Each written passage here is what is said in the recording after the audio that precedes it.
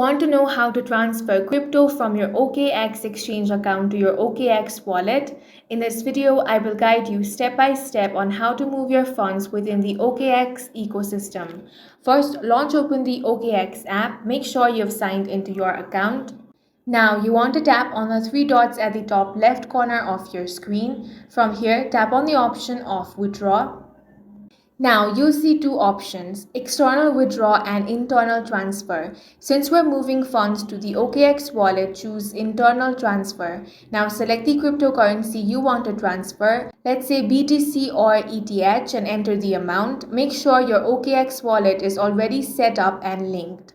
The system will automatically detect the wallet address because it's within OKX. Once you review the details, tap Confirm to initiate the transfer. The fund will move instantly and without any gas fees. To verify, switch to Wallet tab and check your balance. Your transferred crypto should appear right away. And that's how you transfer funds from OKX Exchange to OKX Wallet. And that's it for this video. If you found it useful, make sure to hit the like button and subscribe for more videos like this.